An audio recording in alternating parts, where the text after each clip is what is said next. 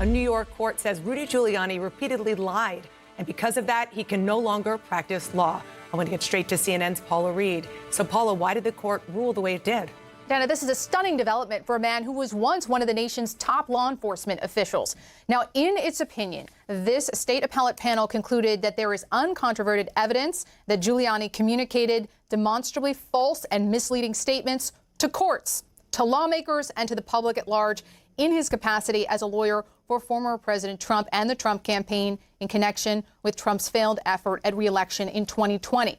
They concluded that what he did is a threat to the public interest, which is why he has now been suspended from the practice of law. Now, Dana, it is not easy to have your license suspended this way. This all came about after the bar received multiple complaints, conducted an investigation, and came to this result.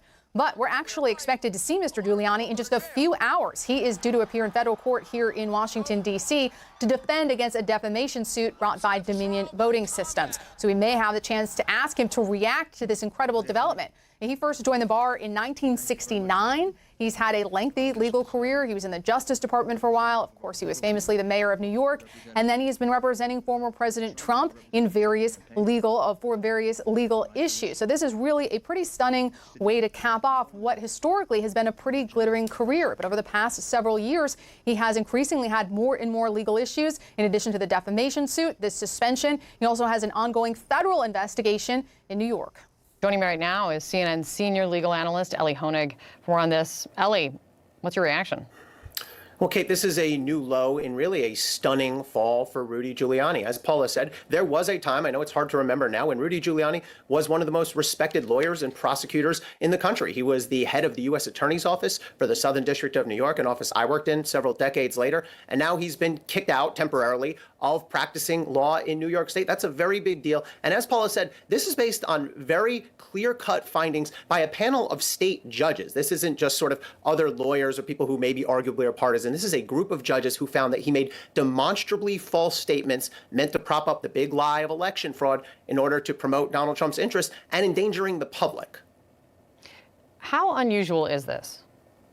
Very unusual. I mean, I don't personally know anybody who's ever been suspended from practice like this in New York. It certainly happens, but it's very, very rare. Lawyers, look, the fact is, can get away with quite a bit. I mean, you're a lawyer. Your job is to zealously represent your client. A lot of times your client maybe has done wrong. But what you cannot do as a lawyer is just lie. You cannot make demonstrably false, as the court said, and dangerous statements, particularly if those statements could endanger the public interest, as this court found Rudy Giuliani did. So this does not happen every day by any stretch. This is a very rare thing and a very extreme thing for the court to do.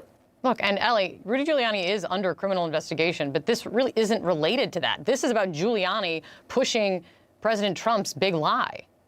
Yeah, this is completely separate. This is one of many problems Rudy Giuliani has right now. He's now been suspended from practicing law in the state of New York. He also separately is under criminal investigation by that same federal prosecutor's office that he used to lead, that I mentioned before, the Southern District of New York, relating to his work on behalf potentially of Ukraine, relating to that scandal. So Rudy Giuliani's got all sorts of problems. This is another one to add to the list. Can he appeal to get his license back? So this is a temporary suspension of Rudy Giuliani, and the order says if Rudy Giuliani wants to essentially appeal this, wants to have a full-out hearing, he has the right to request that. So we'll see if he requests that or not. I mean, that hearing could get really ugly for him. So he'll have to make the decision, do I just accept this sort of temporary suspension and let it remain in place, or do I fight it? But then he'll have a whole hearing. Not sure so sure he wants to go down that path, given the rulings that we've already seen. Look, want to venture to guess how Rudy Giuliani is going to respond to all of this?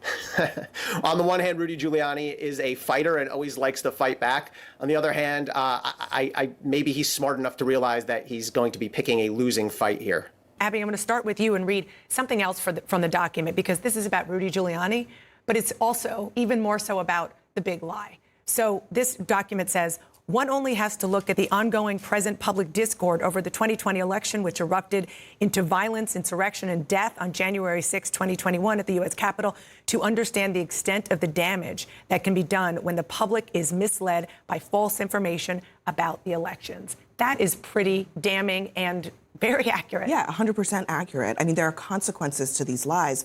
And for so many months, the president and his allies, chief among them, Giuliani, have been lying with impunity about all kinds of things. And then doing so in legal proceedings, you have to wonder, is there any sort of recourse for that? I mean, can someone say that they're a lawyer, practice law in this country while also doing something that is provably false? I think this court ruling makes that clear that there are consequences for Giuliani and probably for others as well. There are defamation cases. There's real damage that was done, not just to lives, but also to livelihoods for the companies that were slandered, frankly, by a web of conspiracies and lies that were made up out of whole cloth by the president and his allies. I think for Trump's allies especially, you have to wonder whether they're sitting there now thinking, how far am I willing to go to push Trump's lies about the election, especially some of these guys who are running in primary races, trying to run for higher office. Are you willing to lose your license? Are you willing to lose your Twitter account in the name of these lies that the former president has spread? So, maybe they'll be thinking twice now, seeing that there are repercussions. And it's not just, there are federal courts that are now starting to sentence some of those in the January 6th riot.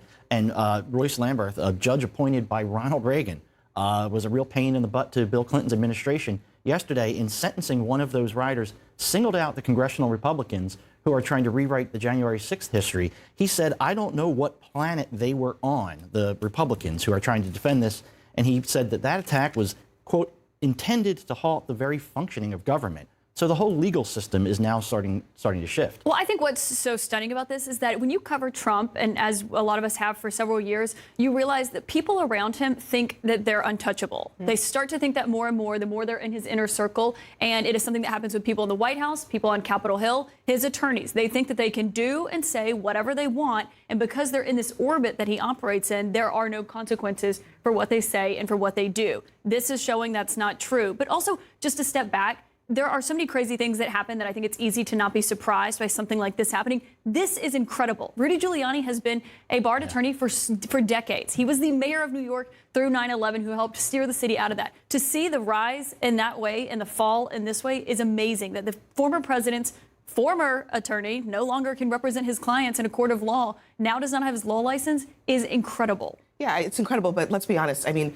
this is kind of like the straw that broke the camel's back. Rudy Giuliani has been doing unethical things on behalf of his client, Donald Trump, for a long time. The first impeachment. So much so that Trump was impeached twice over these kinds of shenanigans. But I also want to just say, to your point, PK, about Republicans on Capitol Hill, I think that there's a sentiment among some Republicans, people like Ted Cruz and, Rand Paul and others, who kind of like flirt, Congressman Stefanik, who flirt on this line and say, well, there were irregularities. We don't think that election officials should have been able to change these rules. Those are all kind of euphemisms for the broader lie framework that all of this is sitting on top of. It's not okay to just say, oh, well, there were irregularities and we have questions.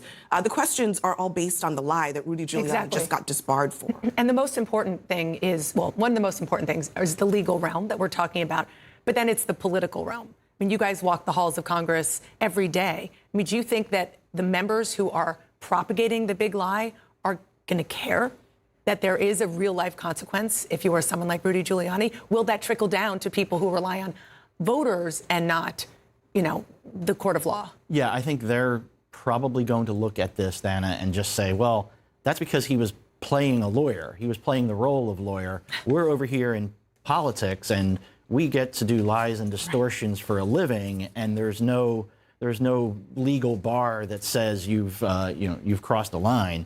You only have your voters who are you're responsive to.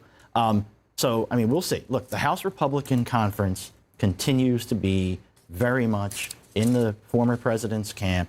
They are, the Senate Republican Conference is very different. They are, they're 11 of them, I think, are down at the White House right now meeting with President Biden. They're talking about bipartisanship. The House Republicans, they're still right there with the former president. Woods, pretty face, but I'm known for hitting drugs. Got him like, too good. To the yard, he ain't never leave us pretty. On God, broke, too good. Real boss, nigga got the Woods, pretty face, but I'm known for hitting drugs.